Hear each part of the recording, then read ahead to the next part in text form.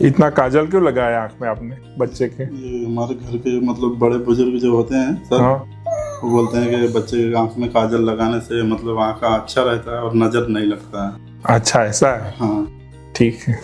તમે જોયું ને, મારી ઓપીડીમાં 5 થી 10 બાળકો રોજ જ આવી રીતે કાજળ લગાવીને આવે છે અને પેરેન્ટ્સને જ્યારે પૂછીએ છીએ ત્યારે આવો જ જવાબ હોય છે કે બાળકને વડીલોએ કીધું છે એટલે કાજળ લગાવીએ છીએ, બાળકની આંખ તંદુરસ્ત રહે એટલા માટે લગાવીએ છીએ, બાળકને નજર નહીં લાગે એટલા માટે લગાવીએ છીએ. તો ચાલો જાણીએ કે ખરેખર બાળકને આંખમાં કાજળ લગાવવું જોઈએ કે નહીં.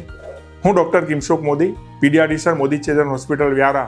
હું તમને જણાવીશ કે ડૉક્ટર કેમ બાળકને કાજળ લગાવવાની ના પાડે છે. એની પાછળ કેટલાક વૈજ્ઞાનિક કારણો છે. પહેલું તો એ કે કાજળ એ શીશાનું બનેલું હોય છે. એમાં શીશું હોવાને લઈને એ હેવી મેટલ છે જે બાળકને નુકસાન કરે છે, એના માનસિક વિકાસમાં અવરોધ ઉત્પન્ન કરે છે, બાળકને લોહી ઓછું કરે છે બાળકના શરીરમાં અને બાળકના આઈક્યુ લેવલ ઓછો કરે છે, જેથી એની તંદુરસ્તી માટે પણ કાજળ લગાવવું જોખમી છે. બીજું કે આ કાજળ સ્ટરાઇલ નથી હોતું. એની અંદર તમે લગાવો છો ત્યારે આંખમાં ક્યારેક ઇન્ફેક્શન થઈ જાય છે, જેથી કરીને બાળકની આંખ લાલ થઈ જવી, બાળકની આંખમાંથી પાણી પડવું, આંખ ચોંટી જવી. એટલું જ નહીં પણ આંખ પર સોજો ચડી જવો. આ બધા તકલીફો લઈને બાળક પછી પરેશાન થાય છે અને તમારે બાળકના ડૉક્ટર પાસે બતાવવા માટે લઈ જવું પડે છે. અને ત્રીજું અને સૌથી અગત્યનું કારણ એ છે કે આપણી આંખ અને નાકની વચ્ચે એક નાની પાતળી નળી રહેલી છે જેને નેઝોલેક્રિમલ ડક્ટ કહેવામાં આવે છે. એને ગુજરાતીમાં અશ્રુનળી કહેવામાં આવે છે. કાજળ એ અશ્રુનળીને બ્લોક કરે છે, જેથી કરીને જે આંસુનું ડ્રેનેજ થવું જોઈએ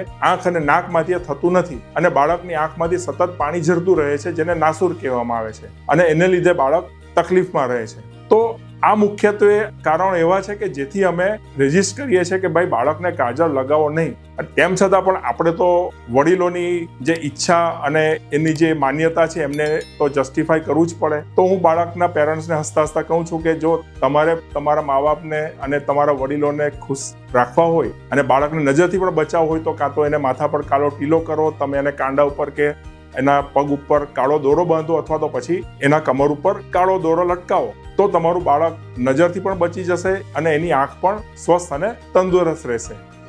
જો તમને પણ આવા નાના બાળકોને લગતા ઇન્ફોર્મેટિવ વિડીયો જોવા હોય તો મારી ચેનલને જરૂરથી લાઈક અને સબસ્ક્રાઇબ કરો. અને તમને કંઈ પણ તમારા બાળકને લગતી ક્વેરી હોય તો નીચે કમેન્ટ બોક્સમાં તમે અમને પૂછી શકો છો. Thank you.